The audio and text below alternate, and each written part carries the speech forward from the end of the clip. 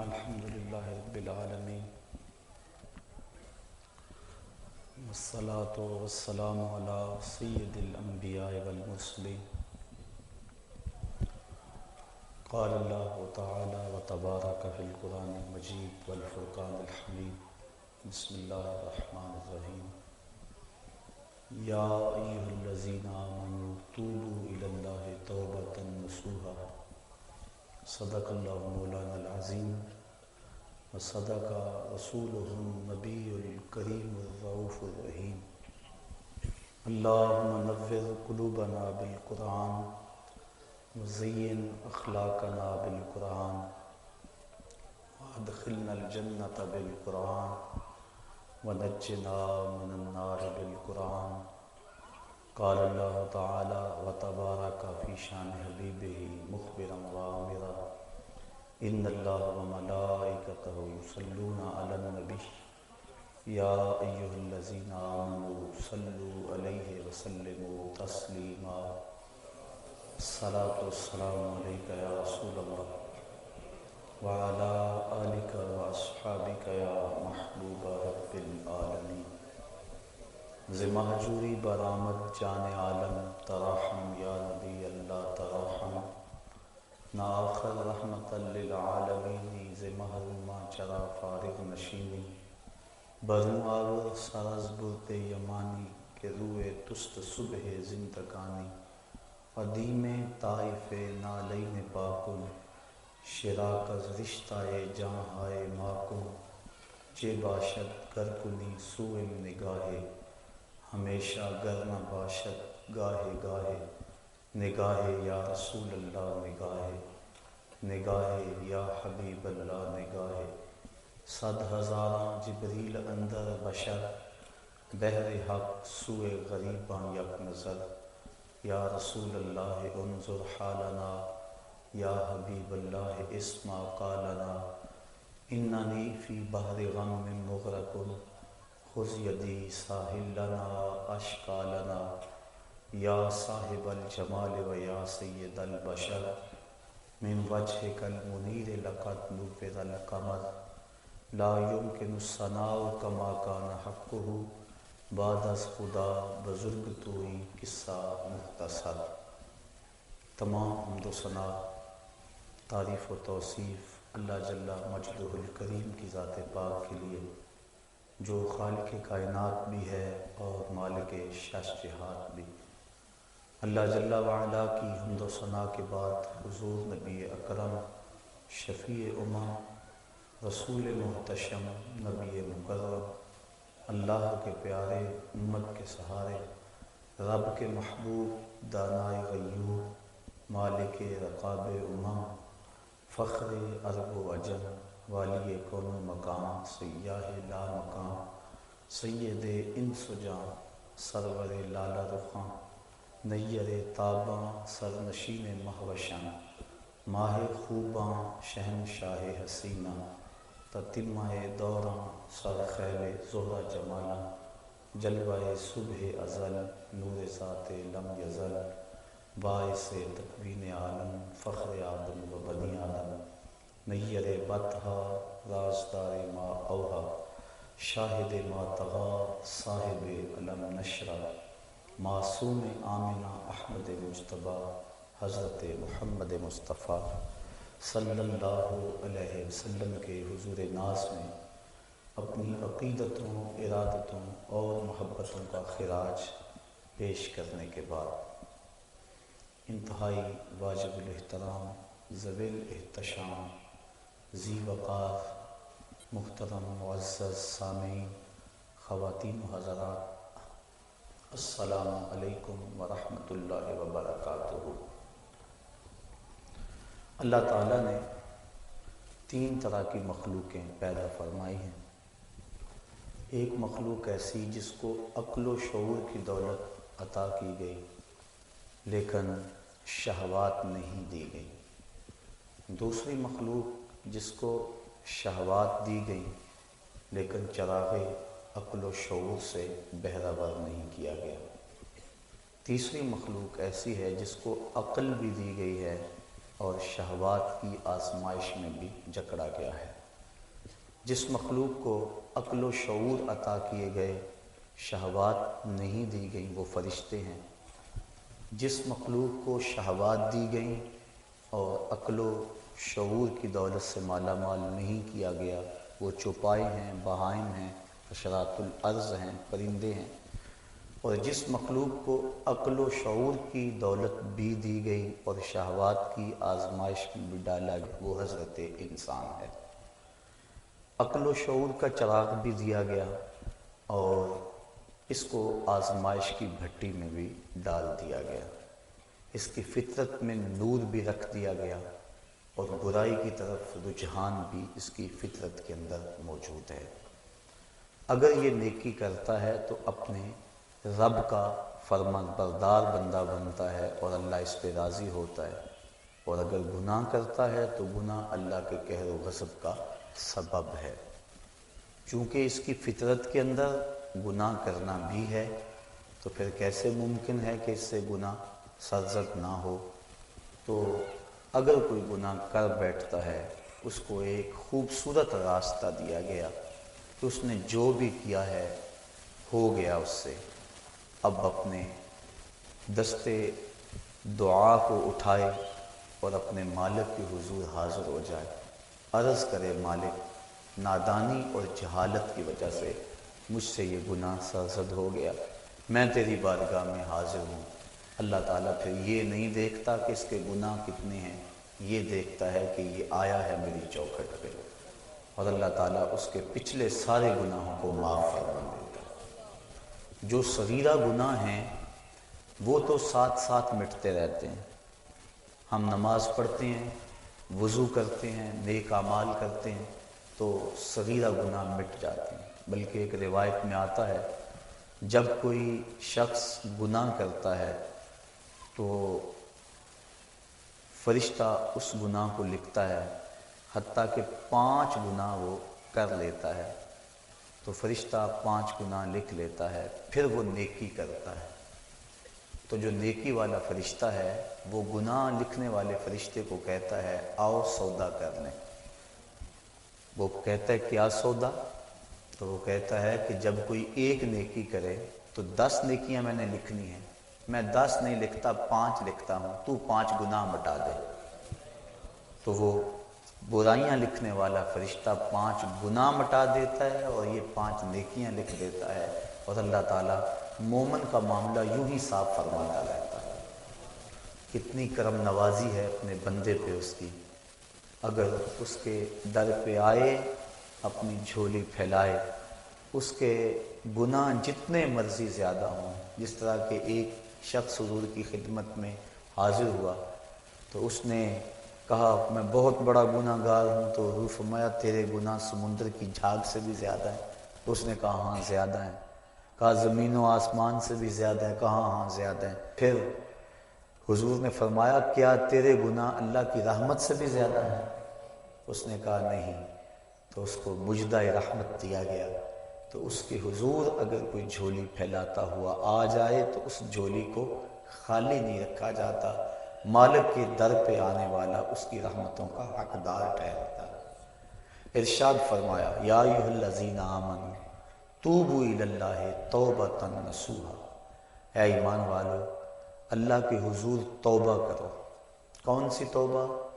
توبہ نصوحا۔ اب توبہ نصوحا کیا ہے؟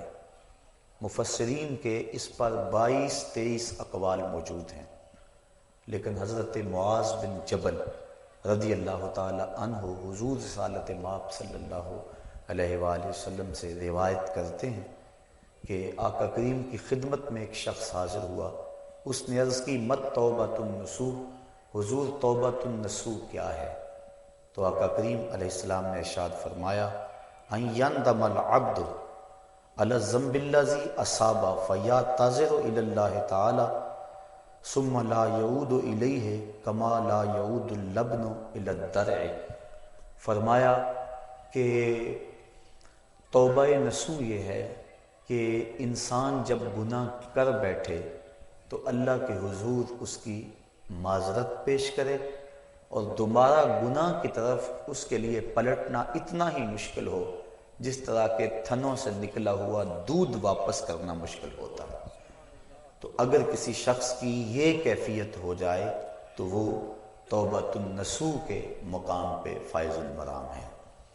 حضرت علی المرتضیٰ رضی اللہ تعالی عنہ تشریف فرما تھے کہ ایک اعرابی آیا، اس نے استغفار طلب کرتے ہوئے کہا اللہم انی استغفرک و اتوب الیک، اے اللہ میں تیری بارگاہ میں استغفار طلب کرتا ہوں اور تجھ سے رجوع کرتا ہوں۔ حضرت علی المرتضیٰ رضی اللہ تعالی عنہ نے فرمایا جھوٹوں والی توبہ نہ کرو۔ عرض کی کہ یہ جھوٹوں والی توبہ ہے؟ فرمایا ہاں، زبان سے استغفار پڑھنا لیکن استغفار دل میں نہ اترے۔ ایک حدیث شریف کے الفاظ ہیں التائب من الذنب کمن لا ذنب لہ والمستغفر من الذنب وہو مقیم علیہ کالمستہزئ بربہ، گناہ سے توبہ کرنے والا ایسا ہے جس طرح اس نے گناہ کیا ہوا ہی نہیں، اور استغفار کرنے والا اور گناہ کے اوپر وہ جمع ہوا ہے لیکن گناہ نہیں چھوڑتا اور استغفار کیے جا رہا ہے، فرمایا وہ ایسا ہے جس طرح اپنے رب سے مذاق کر رہا ہے۔ تو توبہ کی حقیقت تو یہ ہے کہ انسان عزم مصمم کرے کہ دوبارہ میں یہ گناہ نہیں کروں گا۔ جس طرح تھنوں میں دودھ کو واپس کرنا مشکل ہوتا ہے، اس طرح اس کا گناہ کی طرف لوٹنا مشکل ہو۔ تو حضرت علی المرتضیٰ رضی اللہ تعالیٰ عنہ نے فرمایا کہ سچوں والی توبہ کر، جھوٹوں والی توبہ نہ کر۔ اس نے عرض کی حضور آپ بتائیں سچوں والی توبہ کیا ہے؟ تو حضرت علی المرتضیٰ رضی اللہ تعالیٰ عنہ نے فرمایا سچوں کی توبہ کی 6 شرائط ہیں۔ پہلی شرط یہ ہے کہ گناہ پر ندامت اختیار کی جائے، جو سابق گناہ کیے ہیں اس پہ شرمندگی ہو۔ اور ایک روایت میں آتا ہے حقیقت التوبۃ الندم، توبہ کی حقیقت شرمندگی ہی ہے۔ جب بندہ شرمندہ ہو جائے تو یہ توبہ کا روپ ہے اور یہ توبہ کا انداز ہے۔ تو کہا پہلی چیز سابقہ گناہوں سے توبہ کر۔ دوسری بات جو فرائض رہ گئے ہیں ان کی قضا کر۔ توبہ کرنے سے پچھلی نمازیں اور جو فرائض اور روزے رہ گئے ہیں وہ معاف نہیں ہو جاتے، بلکہ توبہ تو اس بات کی ہے کہ جو وقت پہ میں نہیں پڑھ سکا اے اللہ وہ مجھے معاف کر دے، آئندہ میں وعدہ کرتا ہوں کہ جو میرے ذمے قرض ہے میں اس کو ادا کروں گا، اور نمازیں روزے اور دیگر جو تیرے حقوق ہیں میں ان کو ادا کروں گا۔ تو فرائض جو رہ گئے ہیں ان کی قضا کرے۔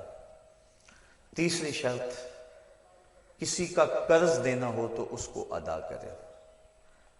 چوتھی شرط کسی کے ساتھ جھگڑا کیا ہوا ہو تو اس سے معذرت کرے۔ پانچویں شرط جس طرح توبہ سے قبل گناہ کر کر کے اپنے نفس کو موٹا کیا اور قوی اور طاقتور بنایا، اب توبہ کا حق یہ ہے کہ تو اللہ کی اطاعت و فرما برداری کر کے نفس کو ایسے ہی کمزور کر اسے رگڑا دے۔ اور چھٹی شرط یہ ہے کہ آئندہ گناہ نہ کرنے کا عزم مصمم کر لے۔ کہا اگر یہ 6 شرطیں تیری توبہ کے اندر موجود ہیں تو وہ تو سچا توبہ کرنے والا ہے، ورنہ تو زبان سے استغفار پڑھنے والا ہے، تیری توبہ سچی نہیں ہے۔ تو توبہ سچی یہی ہے کہ انسان خلوص کے ساتھ ان شرائط کے ساتھ اللہ کے حضور رجوع لائے۔ اور جب بندہ اللہ کے حضور رجوع لے آتا ہے تو پھر اس کے گناہ جتنے مرضی ہوں اللہ تعالیٰ معاف فرما دیتا ہے۔ آپ نے بنی اسرائیل کے اس شخص کا قصہ سنا ہوگا، کتب صحاح میں موجود ہے، بخاری و مسلم میں موجود ہے، کہ جس نے 99 قتل کیے تھے اور پھر اس کے دل میں احساس جاگا کہ میں بڑا ظلم کر بیٹھا ہوں۔ اس وقت کے ایک راہب کے پاس گیا جو عبادت گزار تھا، اس کو جا کے کہا میں 99 اشخاص کا قاتل ہوں، اب توبہ کے لیے دل میں آرزو پیدا ہوئی ہے، بتاؤ میرا رب مجھے معاف کر دے گا؟ تو اس نے کہا نہیں، اتنے قتل اور معافی یہ کیسے ہو سکتا ہے، چونکہ وہ خشک زاہد تھا، علم کے نور سے مالا مال نہیں تھا۔ اس نے کہا نہ معافی نہیں ہے۔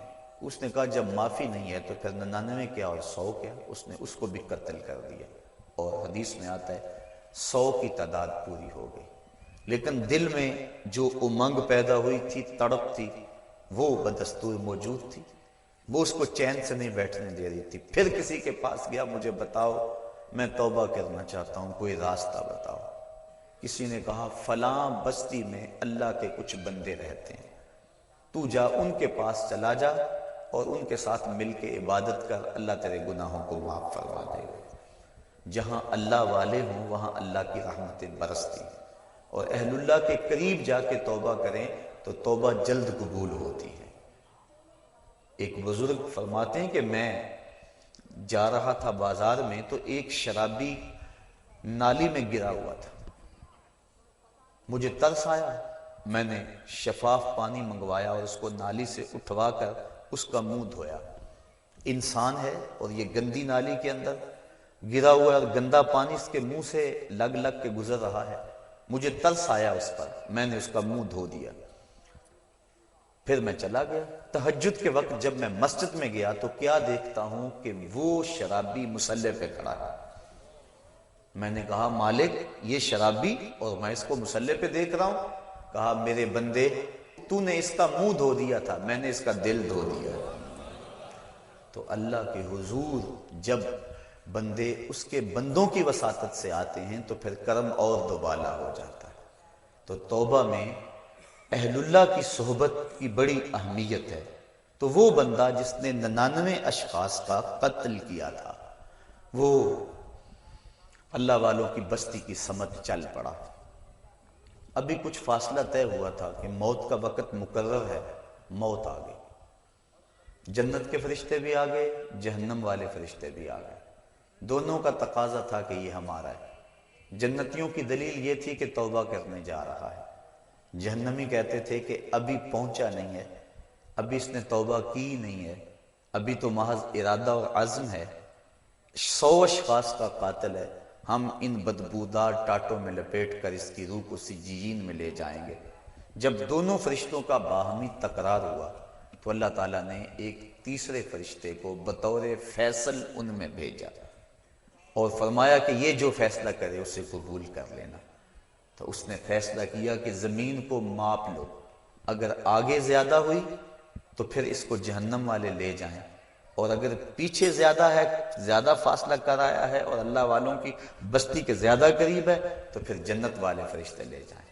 اور جب فاصلے ماپے گئے تو آگے کا فاصلہ زیادہ تھا، پیچھے فاصلہ جو ہے ابھی تھوڑا طے ہوا تھا، لیکن اللہ تعالیٰ نے زمین کو حکم دیا آگے سے سمٹ جا، پیچھے سے پھیل جا۔ اس طرح زمین آگے سے سمٹ گئی اور پیچھے سے پھیل گئی، اس کو جنت کے فرشتوں کے سپرد کر دیا گیا۔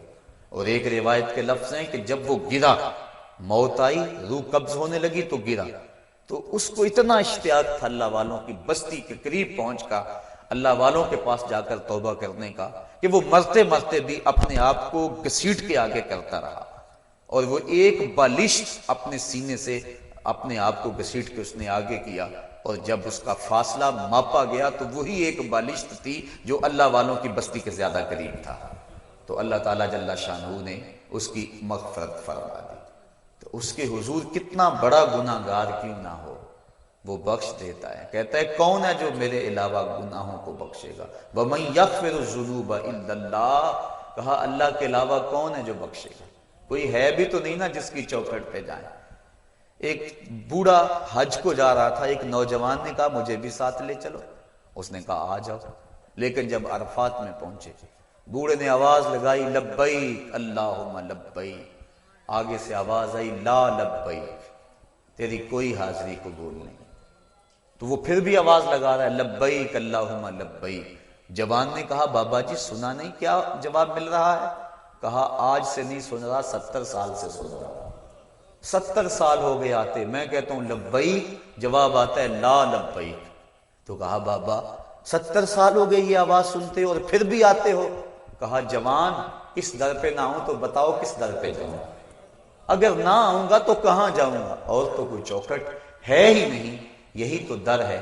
تو جب اس بوڑھے نے یہ بات کہی اللہ کی رحمت کو جوش آیا، کہا تیری پچھلی 70 حاضریاں بھی قبول، اور آج کی حاضری بھی قبول۔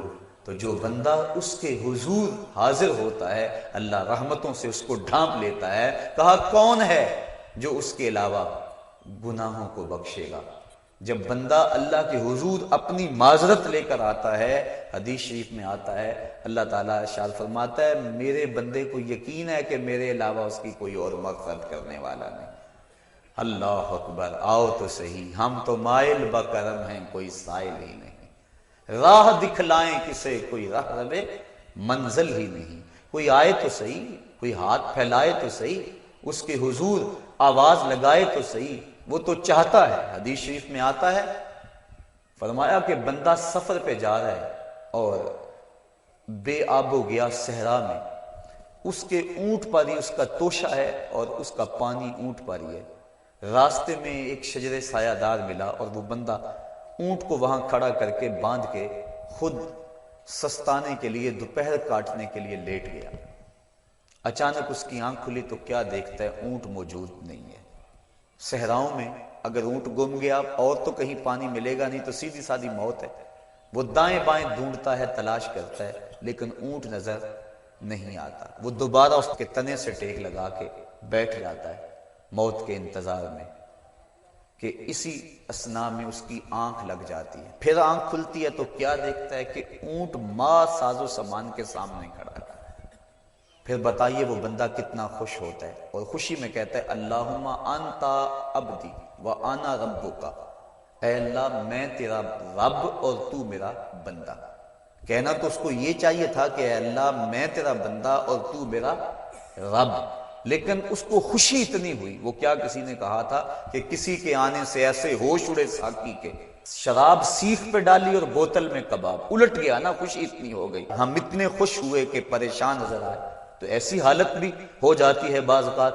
تو اس نے اس قدر خوشی اور مسرت کے عالم کے اندر کہا اللہم انت عبدی، اے اللہ تو میرا بندہ، وانا ربک، اور میں تیرا رب۔ یہ اس کی خوشی کا اندازہ شدت فرحت ہے جس کو حضور نے بیان فرمایا۔ فرمایا صحابہ بتاؤ اس کو کتنی خوشی ہوئی؟ عرض کی حضور بڑی خوشی ہوئی۔ فرمایا جب کوئی بندہ توبہ کے لیے اللہ کے در پہ لوٹ آتا ہے اللہ اس سے بھی زیادہ خوش ہوتا ہے۔ اور ایک حدیث میں فرمایا کہ کوئی بندہ پیاس میں مر رہا ہو، اچانک وہ پانی کے گھاٹ کو دیکھ لے تو پانی پر پہنچ کر گھاٹ کو دیکھ کر اسے کتنی خوشی ہوتی ہے۔ جب کوئی بندہ توبہ کے لیے اس کے در پہ آتا ہے اس سے بھی زیادہ خوش ہوتا ہے۔ تو وہ کہتا ہے آؤ میرے در پہ، میری رحمت کے دروازے کھلے ہوئے ہیں۔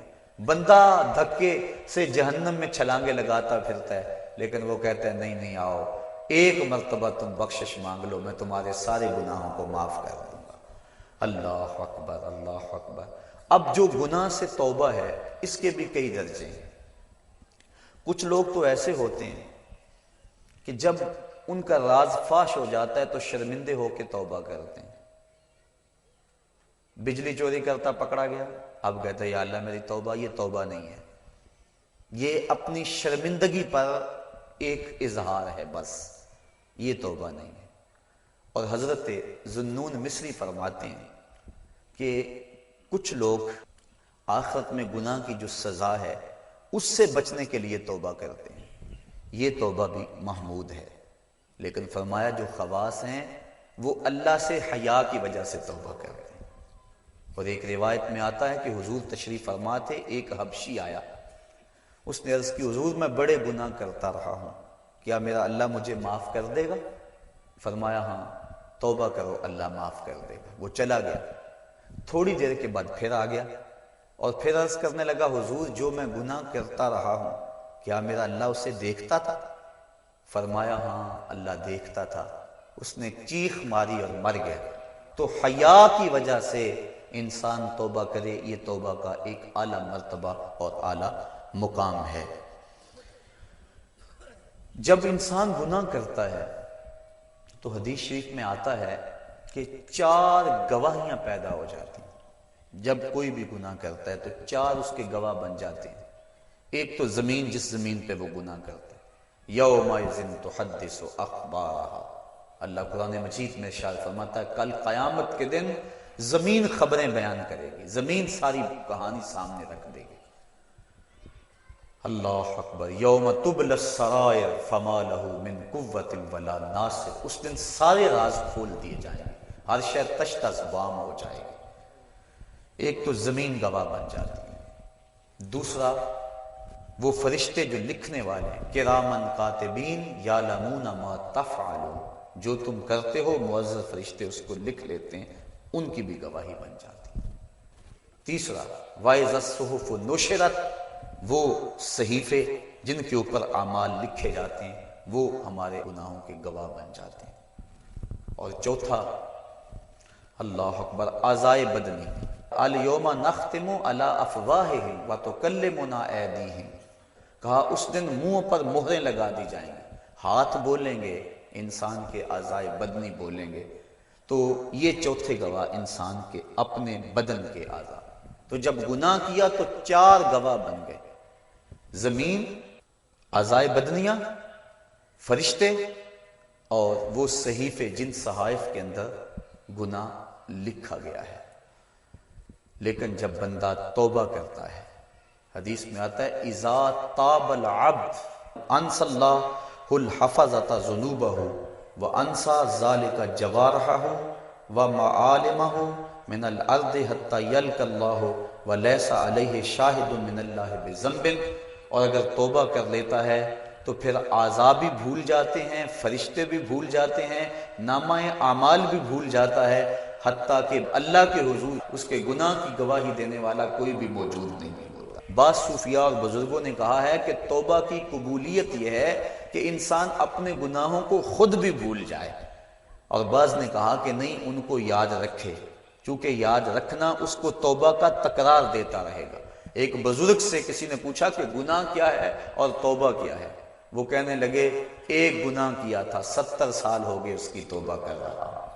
جب جوان جوانی میں توبہ کرتا ہے تو حدیث شریف میں آتا ہے کہ ان اللہ یحب الشاب التائب، اللہ تعالیٰ جو جوان جوانی میں توبہ کرتا ہے اس کو بہت زیادہ پسند فرماتا ہے۔ اور ایک روایت کے لفظ ہیں کہ جوانی میں توبہ کرنے والے سے بڑھ کر اللہ کا محبوب کوئی نہیں، اور بڑھاپے میں گناہوں پر اصرار کرنے والے سے بڑھ کر اللہ تعالیٰ کا مبغوث کوئی نہیں ہے۔ سب سے زیادہ ناراض اللہ اس بندے پہ ہوتا ہے جو بڑھاپے کے باوجود بھی گناہ نہیں چھوڑتا، اور سب سے زیادہ اللہ تعالیٰ خوش اس بندے پہ ہوتا ہے جو جوانی کے اندر توبہ کرتا ہے۔ اور ایک روایت میں آتا ہے جب جوان توبہ کرتا ہے تو اللہ کا عرش خوشی سے جھوم اٹھتا ہے۔ اور ایک روایت کے لفظ ہیں وَشَابٌ نَشَأَ فِي عِبَادَةِ اللَّهِ، وہ جوان جس کی جوانی اللہ کی عبادت میں گزرے۔ فرمایا کل قیامت کے دن جب کوئی سایہ نہیں ہوگا، اللہ اس شخص کو اپنے عرش کا ٹھنڈا سایہ نصیب فرمائے گا۔ آؤ اس کے در پہ آؤ، توبہ کا دروازہ کھلا ہوا ہے۔ حضور نے ارشاد فرمایا جتنی دیر تک سورج مغرب سے طلوع نہیں ہوتا توبہ کا دروازہ کھلا رہے گا۔ اللہ کے حضور گڑ گڑاؤ، اپنے گناہوں کی معافی مانگو۔ دو قطرے ایسے ہیں جو رائے گاہ نہیں جاتے اور اللہ کے بڑے محبوب ہیں۔ ایک وہ قطرہ جو خوف خدا سے آنکھوں سے ٹپکتا ہے، اور حدیث میں آتا ہے گناہ گار کی آنکھ کا پانی اللہ کے غصے کی آگ کو ٹھنڈا کر دیتا ہے۔ اور دوسرا وہ قطرہ جو اللہ کے راستے کے اندر بہتا ہے، خون کا وہ قطرہ اللہ کو بہت زیادہ محبوب ہے۔ تو وہ آنکھ جو اللہ کے خوف میں روتی ہے، جس کو اللہ کے خوف نے رلا دیا، لا خیر فی عین لا تبکی من خشیت اللہ، اس آنکھ میں کوئی بھلائی نہیں ہے جو اللہ کے خوف میں روتی نہیں۔ اور وہ آنکھ جو اللہ کے خوف میں روتی ہے، حدیث میں آتا ہے اگر کوئی شخص خوف خدا میں رویا اور اس کی آنکھ کے جو بال ہیں پلکوں کے، ان میں سے ایک بال کی جڑ بھی بھیگ گئی، قیامت کے دن اگر اس شخص کو جہنم کا حکم ہوا تو وہ بال کھڑا ہو جائے گا، عرض کرے گا یا اللہ یا مجھے نکال لے یا اسے جنت عطا کر دے، اور اللہ اس بال کو تو نہیں نکالے گا لیکن جس کا بال ہوا اس کو اللہ جنت کا مسافر بنا دے گا۔ اور ایک حدیث میں آتا ہے جس شخص کی آنکھوں سے خوف خدا کی وجہ سے مکھی کے سر کے برابر پانی نکل آیا، اللہ اس کو قیامت کے دن بخش دے گا۔ اس کی مغفرت فرما دے گا۔ تو اس کی یاد میں رو کر توبہ کرنا، اپنے گناہوں پر ندامت ہو اور پھر آنکھوں سے آنسو چھلک پڑے تو اللہ کو وہ بندہ بڑا ہی پسند آتا ہے۔ رونے والی آنکھ کو اللہ بہت زیادہ پسند کرتا ہے۔ میرے بزرگ فرمایا کرتے ہیں کہ ایک بزرگ تھے پرانے دور میں، ان کی طبیعت کے اندر سخا کوٹ کوٹ کے بھری تھی، اور آدھا فقر خدمت خلق اور سخاوت ہے۔ جس کی طبیعت کے اندر سخا نہیں ہے، جس کی طبیعت کے اندر جو ہے وہ وسعت نہیں ہے، وہ فقیر نہیں ہو سکتا، تو وہ جو بھی مہمان آتے ان کو لٹاتے، ان کو کھانا کھلاتے، حتیٰ کہ قرض اٹھا کر ان کو کھلا دیتے۔ جب ان کا وقت آخر آ گیا تو بڑے لوگوں کا قرض دینا تھا، انہوں نے سمجھا بابا جی تو جا رہے ہیں، بعد میں قرض کون دے گا، تقاضا کرنے کے لیے آ بیٹھے۔ بابا جی کا آخری وقت ہے اور وہ قرض مانگ رہے ہیں۔ بابا جی کو یہ فکر ہے کہ یہ میرے مہمان آئے ہیں اور میرے پاس کھلانے کے لیے کچھ نہیں۔ ایک چھوٹا سا بچہ تھالی کے اندر کوئی چیز رکھ کے بیچ رہا تھا، آواز دی اور گزرنے لگا۔ خادم کو کہا کہ بچے کو بلاؤ، بلایا، کہا بیٹا میرے ان مہمانوں کو کھلا دو۔ بچے نے تو شکریہ ادا کیا کہ میں سارے دن میں یہ سامان بیچنا تھا، میرا فوراً بک گیا۔ اس نے سارا سامان کھلا دیا اور بابا جی سے کہا کہ پیسے، انہوں نے کہا بیٹھ جاؤ۔ بیٹا بیٹھ گیا۔ 2 4 5 منٹ گزرے تو اس نے پھر اٹھ کے کہا بابا جی پیسے، کہا بیٹھ جاؤ، جب ان کو ملیں گے تو تجھے بھی ملیں گے، یہ بھی سارے قرض خواہ ہیں۔ بچے نے رونا شروع کر دیا۔ بچہ رویا، رحمت عزدی کو جوش آ گیا۔ کوئی بندہ سیلی لے کر اشرفیوں کی بزرگوں کے پاس نذرانہ لیے حاضر ہوا، انہوں نے سب کا قرض ادا کر دیا، بچے کو بھی دے دیا۔ تو وہ جو لوگ تقاضا کرنے آئے تھے انہوں نے کہا ہم اتنی دیر سے بیٹھے تھے اور یہ بچہ فوراً آیا اور لے کے چلا گیا۔ تو وہ بزرگ فرمانے لگے تم میں سے پہلے کوئی رونے والا نہیں، یہ رونے والا آیا، اس کے صدقے سے باقیوں کا بھی کام بن گیا۔ تو جب بندہ اس کے حضور اپنے گناہوں کی معافی مانگتا ہے، اللہ تعالیٰ جل شانہ اس کی آنکھ سے ٹپکتے ہوئے آنسو کا صدقہ، آنسو کا قطرہ زمین پر بعد میں گرتا ہے، اللہ بندے کے گناہوں کو پہلے بخش دیتا ہے۔ حضرت حسن بصری رضی اللہ تعالیٰ عنہ فرماتے ہیں اپنی توبہ کا واقعہ، فرماتے ہیں کہ میں امیر کبیر شخص تھا اور بصرہ کے بازاروں کے اندر دکھی پریشان لوگوں کی مدد کے لیے بھی نکلتا تھا۔ ایک دن میں بازار میں جا رہا تھا کہ ایک خاتون مجھ کو نظر آئی، اتنی خوبصورت جیسے چاند کا ٹکڑا ہو۔ میں نے مسلسل اس کی طرف دیکھنا شروع کر دیا۔ اس نے کہا اما تستحی، تجھے حیا نہیں آتی، مجھے دیکھے جا رہے ہو؟ کہتے ہیں میں نے کہا ممن، کس سے حیا کر؟ تو اس عورت نے کہا فَمَنْ يَعْلَمُ خَائِنَةَ الْأَعْيُنِ وَمَا تُخْفِي الصُّدُورُ، اس سے حیا کرو جو دلوں کے بھید جانتا ہے، جو آنکھوں کی خیانت کو جانتا ہے، اس سے حیا کرو۔ کہتے ہیں یہ بات تو بہت بڑی تھی، لیکن اس کا حسن ایسا تھا کہ مجھے اس کے باوجود اس کی طرف رغبت رہی اور میں مسلسل اس کو دیکھتا رہا۔ اس نے پھر مجھے کہا کہ کیا معاملہ ہے کہ تم میری طرف دیکھنا چھوڑتے نہیں ہو، کون سی چیز پسند آئی؟ تو کہتے ہیں میں نے اس کو کہا کہ تیری جھیل سی آنکھوں میں ڈوبنا چاہتا ہوں اور یہ میرے لیے ایک باعث کشش ہے۔ اس نے کہا تم رکو، شاید تمہارا مطلوب پورا ہو جائے۔ میں وہاں رکا اور وہ اپنے گھر چلی گئی۔ تھوڑی دیر کے بعد اس کی خادمہ تشت کے اوپر کپڑا ڈالا ہوا ہے اور میرے طرف بڑھایا۔ کہتے ہیں میں نے جب کپڑا اٹھایا تو اس کے اندر اس کی 2 آنکھیں تھیں اور اس کے اوپر لکھا ہوا تھا کاغذ کے ٹکڑے پہ لا اريد عینا یفتتن بسببها احد، میں ان آنکھوں کو رکھنا ہی نہیں چاہتی جس کی سبب سے ایک مومن فتنے میں پڑ جائے۔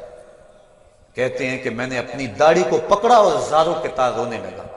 میں نے کہا اے حسن بصری تو اس عورت سے بھی گیا گزرا ہے، اتنا خوف اس کے سینے کے اندر؟ کہتے ہیں میں داڑھی کو پکڑ کے زاروں کے تار رویا اور گھر چلا گیا۔ ساری رات میں نے توبہ میں گزاری۔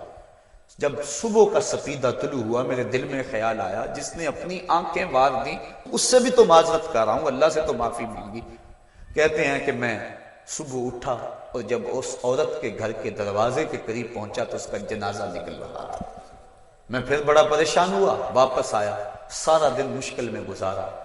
رات جب میں سویا تو وہ عورت مجھے خواب میں ملی۔ میں نے کہا کہ مجھے کوئی وصیت کرو، تو اس نے کہا اذا خلوتا فاذکر اللہ، میں تجھے وصیت یہ کرتی ہوں جب تم تنہائی میں ہوا کرو تو اللہ کو یاد کیا کرو۔ وَإِذَا أَصْبَحْتَ وَأَمْسَيْتَ فَاسْتَغْفِرِ اللَّهَ وَتُبْ إِلَيْهِ، اور جب تم صبح کرو یا شام کرو تم استغفار پڑھا کرو اور اللہ سے توبہ کیا کرو۔ حضرت حسن بصری فرماتے ہیں کہ اس عورت کا یہ عمل مجھے توبہ کے راستے پہ ڈال لیا، پھر وہ حسن بصری زمانے کے امام اور مقتدا بنے۔ تو انسان جب عبرت حاصل کرنے پہ آتا ہے تو ایسے اسباب اس کے لیے مہیا ہو جاتے ہیں۔ توبہ کرنے میں دیر نہیں کرنی چاہیے۔ بعض بات بندہ سوچتا ہے کہ ابھی میرے بڑے کام پڑے ہوئے ہیں، جب میں بوڑھا ہوں گا میں ریٹائرمنٹ لے لوں، میں بچوں کی شادیاں کر لوں، بس پھر فراغت ہو جائے گی، بچے کاروبار سنبھال لیں گے، پھر میں ہوں گا، مسجد ہوگی۔ یہ ایسا بندہ کہہ رہا ہے جس کی ملک ایک سانس بھی نہیں ہے، جو ایک سانس کا بھی مختار نہیں ہے، اور ایسے بات کر رہا ہے جس طرح سب کچھ اس کے قبضے میں ہو۔ تو توبہ کے اندر تاخیر نہیں کرنی چاہیے۔ بنی اسرائیل کے اس شخص کا واقعہ آپ کو پہلے بھی شاید میں نے کسی مجلس کے اندر عرض کیا تھا کہ جس کو طول عمل نے برباد کر دیا، اس کی نیکیوں کی وجہ سے اس کو خبر پہنچی کہ اس کی عمر 1000 سال ہے، تو اس نے کہا جب میری عمر اتنی لمبی ہے تو پھر میں عبادت کی بھٹی کے اندر کیوں جلتا رہوں، میں 900 سال گناہ کر لیتا ہوں اور 100 سال قبل توبہ کر لوں گا اور گناہوں کی معافی چاہوں گا۔ 900 سال گناہ کرتا رہا، 100 سال جب باقی رہا خیال آیا، پھر سوچا ابھی بڑا وقت پڑا ہوا ہے، میں 90 سال مزید گناہ کر لیتا ہوں، 10 سال قبل میں جو ہے وہ توبہ کر لوں گا۔ 10 سال رہ گئے، پھر خیال آیا 9 سال گناہ کر لیتا ہوں، 1 سال قبل توبہ کر لوں گا۔ جب 1 سال رہ گیا پھر توبہ کی سوچ آئی تو کہنے لگا 12 ماہ ہوتے ہیں سال کے، میں 11 ماہ تک گناہ کر لیتا ہوں، 1 ماہ قبل میں توبہ کر لوں گا۔ پھر 1 ماہ بھی گزرا، ہفتے تک بات پہنچی، حتیٰ کہ 1 دن رہ گیا، اور پھر وہ کہتا تھا بھی فلاں فلاں گناہ میرا رہتا ہے وہ میں کر لوں۔ ایسی لت پڑ گئی تھی گناہ کہ بنی اسرائیل کا وہ شخص کہ جو اس انتظار میں تھا کہ بس یہ گناہ کر لوں اور یہ گناہ کر لوں پھر توبہ کر لوں گا، اچانک موت آئی اور موت نے اس کو دبوچ لیا اور وہ توبہ کے بغیر مر گیا۔ تو طول عمل، لمبی امید کہ ابھی وقت میرا بڑا پڑا ہوا ہے، پہلے تو پتہ ہی نہیں ہے کہ وقت موجود بھی ہے یا کہ نہیں، اگلی سانس آئے گی یا کہ نہیں، دوسری بات جو کیفیت اب ہے پتہ نہیں آگے ہو یا نہ ہو۔ شیطان کو جتنی مہلت دو گے، جتنی بیماری گھر کر جائے گی، اس قدر ہی اس کا ختم ہونا مشکل ہے۔ اس لیے جب گناہ کرے تو فوراً توبہ کر لے، گناہ مٹ جاتا ہے۔ اور اگر انسان کہتا ہے کہ نہیں نہیں یہ کر لوں پھر توبہ کروں گا، تو توبہ کو مؤخر کرنا انسان کو گناہ پر دلیر بنا دیتا ہے۔ اور ایک حدیث میں آتا ہے جب انسان گناہ کرتا ہے تو اس کے دل پر ایک سیاہ نقطہ پڑتا ہے، اگر وہ توبہ کر لے تو وہ مٹ جاتا ہے، دل شفاف ہو جاتا ہے۔ لیکن اگر وہ توبہ نہ کرے پھر دوبارہ گناہ کرے تو دل پر ایک اور سیاہ نقطہ پڑ جاتا ہے، پھر وہ گناہ کرتا رہتا ہے اور دل کے اوپر سیاہی پھیلتی رہتی ہے، حتیٰ کہ ایک دن آتا ہے کہ پورا دل اس سیاہی کی لپیٹ میں آ جاتا ہے، اور جب پورا دل سیاہ ہو جائے پھر گناہ کر کے بھی اس کو ندامت اور شرمندگی نہیں ہوتی۔ مومن تو جب گناہ کر بیٹھتا ہے تو محسوس کرتا ہے جس طرح پہاڑ کے نیچے آ گیا، ابھی گر جائے گا اور مجھے کچل دے گا۔ اور منافق یہ سمجھتا ہے گناہ کرنے کے بعد کہ بدن پہ مکھی بیٹھی تھی، ہلکے سے اشارے سے میں نے اس کو اڑا دیا، وہ مکھی کے بیٹھنے جیسی کیفیت کا احساس کرتا ہے منافق۔ تو جب دل سیاہ ہو جائے تو بندہ گناہ پہ گناہ کرتا ہے، زندگی گناہوں سے بچھڑی ہوئی گزرتی ہے لیکن توفیق توبہ نہیں ملتی۔ صاحبو، زندگی بیت رہی ہے، ایک ایک لمحہ کٹ رہا ہے، ہم لمحہ لمحہ موت کے قریب ہو رہے ہیں، ہم سمجھتے ہیں ہم بڑے ہو رہے ہیں لیکن نہیں، ہم چھوٹے ہو رہے ہیں۔ جب گنتی الٹی شروع ہو جائے کام جلدی 0 تک پہنچ جاتا ہے، سانسوں کی الٹی گنتی شروع ہے اور ہم لمحہ لمحہ موت کے قریب ہو رہے ہیں۔ رمضان کا موسم ہے، جمعۃ المبارک کا یوم سعید ہے، سہانی گھڑیاں ہیں، امٹتی ہوئی رحمتوں کی برسات ہے۔ فرمایا حدیث میں کہ ایک ساتھ جمعۃ المبارک میں ایسی ہوتی ہے جس میں جو دعا مانگو اللہ اسے قبول فرما لیتا ہے۔ اور حضرت عبداللہ ابن مسعود رضی اللہ تعالی عنہ فرماتے ہیں کہ جس نے وضو کیا اور اچھا وضو کیا اور اس کے بعد 2 رکعت نوافل ادا کیے اور اس کے بعد دعا استغفر اللہ العظیم الذی لا الہ الا هو الحی القیوم واتوب الیہ، کہتے جس نے اس دعا کو پھر پڑھ لیا، اگر اس کے گناہ ہیں وہ سمندر کی جھاگ کے برابر بھی ہو اللہ سارے معاف فرما۔ مالک تو گناہوں کو معاف کرنے والا ہے، ہم ہی جہنم میں چھلانگے لگا رہے ہیں لیکن وہ تو کہتا ہے آجو میری رحمت کے دروازے کھلے ہوئے ہیں۔ اسیاں سے کبھی ہم نے کنارہ نہ کیا، تو نے بھی مگر دل آزردہ ہمارا نہ کیا، ہم نے تو جہنم کی بہت تدبیر کی، تیری رحمت نے لے کر گوارا نہ کیا۔ اس کی رحمتیں بندے کو آوازیں دے رہی ہیں، یا ایھا الانسان ما غرک بربک الکریم، اے انسان تجھے کریم رب کے دروازے سے کس نے ہٹا دیا؟ الذی خلقک فسواک فعدلک فی ای صورت ما شاء رکبک، جس نے تجھے پیدا کیا، جس نے تجھے تخلیق کیا، تجھے حسن اور جوانی دی، تیرے اعضاء کو توازن اور اعتدال دیا۔ ذرا دیکھ تو صحیح، ماضی کو جھانک کر کے تو دیکھ، تیرے ہاتھ تھے پکڑنے کا سلیقہ نہیں تھا، تیری ٹانگیں تھی چلنے کا طریقہ نہیں تھا، تیری زبان تھی بولنے کا اسلوب تجھے نہیں آتا تھا، تو دودھ بھی مانگنا ہوتا تو روتا تھا۔ ہم نے تیری ماں کے سینے میں تیرے لیے پیار ڈال دیا۔ اگر ماں کے سینے میں پیار نہ ڈالتے بتا تو بچ جاتا، تیری گندگی سے لتھڑ جاتا تھا، ماں صاف کرتی تھی۔ اگر ماں کے سینے میں یہ پیار نہ ہوتا تجھے کیڑے پڑ جاتے۔ آج تیری چھاتی میں زور ہے، آج ہاتھیوں کو تو بٹھا لیتا ہے، آج شیروں کو تو نچا لیتا ہے، زمانہ تیرا باج گزار ہے، آج تو منسٹر ہے، آج تو مولوی ہے، آج تو مفتی ہے، آج تیرے نام کی دہائی ہے، آج تو عہدہ قضا پہ فائز المرام ہے، آج تو عہدہ صدارت پہ فائز المرام ہے، آج تو ناظم ہے، آج دولت کی ریل پیل تیرے گھر میں ہے، آج تیری فوجیں تیرے پشت پہ ہیں، آج کوئی تجھے پوچھنے والا نہیں۔ لیکن ذرا پلٹ کے دیکھ کہ ماضی میں تو تھا کیا۔ اچھا پیچھے نہیں پلٹ کے دیکھنا تو ذرا آگے پلٹ کے دیکھ لے، پھر دوبارہ ہو وہی حالت، ڈنڈے کو پکڑ پکڑ کے چلے گا، پھر ڈنڈا بھی جواب دے گا، چارپائی سے لگ گیا، فالج ہو گیا۔ گھر والوں نے 4 دن تو بڑی خدمت کی، آخر انہوں نے بھی کام پہ جانا، پھر بیویوں کے سپرد کر کے چلے گئے، کتنی دیر خدمت ہوگی؟ اب سارے تنگ آ گئے، آہستہ آہستہ منہ سے یہ دعائیں نکلنے لگی، اللہ بابے کو پردہ دے دے تو ٹھیک ہے، بتا ہم تجھے پردہ نہ دیتے تو کیا کرتا؟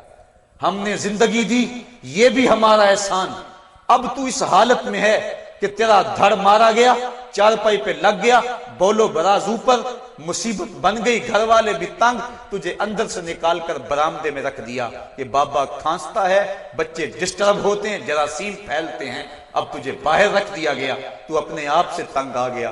ڈاکٹر کو کہتا ہے لگا زہر کا ٹیکہ، ڈاکٹر زہر کا ٹیکہ بھی لگائے، بتا تجھے موت نہ آئے تو کیا کرے؟ ہم نے تجھے زندگی دی، یہ بھی ہمارا احسان، فَأَمَاتَهُ، ہم نے تجھے موت عطا کی، یہ بھی ہمارا احسان، فَأَكْبَرَهُ، اگلی کہانی بھی سن، کتا بھی تو مرا تھا، گھسیٹ کے روڑی پہ نہیں ڈال دیا؟ بکری بھی تو مری تھی، گھسیٹ کے روڑی پہ نہیں ڈال دیا؟ اگر تجھے بھی پکڑ کے روڑی پہ ڈال دیا جاتا تو کیا کر سکتا تھا؟ لیکن ہم نے کہا نہیں نہیں، یہ میرا شاہکار ہے، اس کو غسل دو، بیری کے پتے بھی ڈال لو، صفائی ستھرائی خوب ہو جائے، چٹے لباس کا کفن دو، سند سند پہ خوشبو ملو، اب سارے تجھے دیکھنے آ رہے ہیں، تو دولہا بنا، تیرا منہ دیکھنے سارے آ رہے ہیں، ساری بستی امڈی آ رہی ہے تجھے دیکھنے کے لیے۔ پھر تیری چارپائی اٹھی، 4 بندوں نے اٹھایا، کندھا بدل بدل کے چلتے ہیں، ہر ایک کی خواہش ہے کہ میں کندھا دے لوں۔ پھر میں نے کہا تیز نہ چلنا، میرے شاہکار کو کہیں جھٹکا نہ لگے۔ پھر تیرا اعزاز اور تیرا پروٹوکول کہ امام کعبہ بھی ہو تو وہ پیچھے اور تجھے آگے رکھا گیا۔ انسان ذرا غور تو کر، تو کس چیز پہ نازاں ہے اور بھول گیا اس رب کو؟ آجا، اس کی رحمت کی باہیں کھلی گئی، وہ بلا رہا ہے تجھ کو، آجا پلٹ کے آجا، آنا تو نے ہے ہی، کل جو کفن میں منہ چھپا چھپا کے آتا پھرے گا، آج کھلے منہ آجا، اس کی رحمتیں آواز دے رہی ہیں، یا ایھا الانسان ما غرک بربک الکریم۔ صاحبو، جوانی کی توبہ بہت بڑی دولت ہے، جو جوان ہے وہ جوانی کے ایک ایک لمحے کو غنیمت سمجھیں۔ وہ جوان جس کی جوانی اللہ کی عبادت میں گزری، حضور فرماتے ہیں کل قیامت میں جب کوئی سایہ نہیں ہوگا، اللہ اسے اپنے عرش کا ٹھنڈا سایہ نصیب فرمائے گا۔ اور بڑھاپے کے اندر بھی توبہ بڑی دولت ہے، گو جوانی کی فضیلت زیادہ ہے، لیکن بڑھاپے کے اندر بھی توبہ نصیب ہو جائے تو یہ بھی بہت بڑا اعزاز ہے، ورنہ ہوتا یہ ہے کہ قبر میں ٹانگیں ہوتی ہیں اور گناہ پہ گناہ کیا جا رہا ہے۔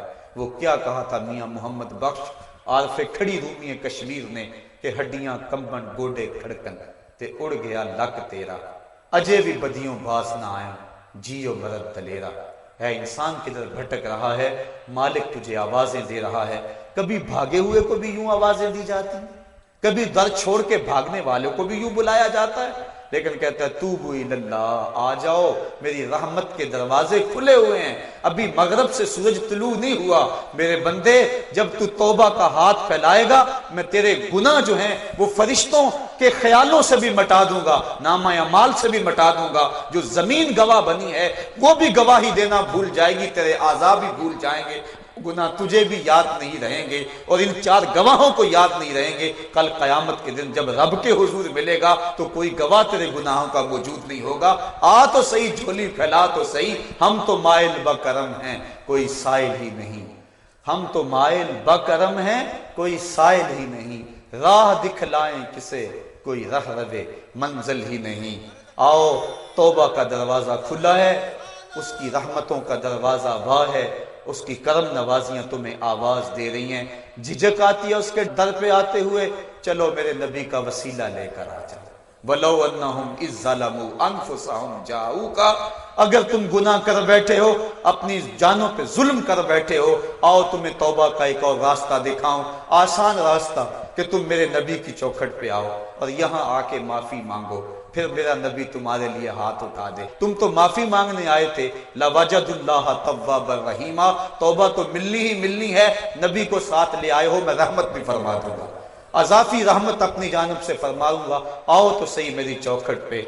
अल्लाह के महबूब की चौखट पे सहाबा आया करते थे, और महबूब के जब हाथ उठते तो फिर दुआएं कबूल होती, तौबा के दरवाजे खुल जाते और अल्लाह की रहमतें बरसती। अबू लबाबा की तौबा का वाकया कुतुब हदीस के अंदर मौजूद है, और दीगर सहाबा की तौबा के वाकयात मौजूद हैं। हुजूर के इंतकाल के बाद हुजूर की कब्र पे चले जाओ, इमाम आताबी कहते हैं कि मैं हुजूर के रोजे पे बैठा था, एक देहाती आया और हुजूर के रोजे पे खड़ा होकर कहने लगा, हुजूर मैं गुनाहों की बख्शिश के लिए आया हूं और बगैर मगफरत के तो नहीं जाऊंगा।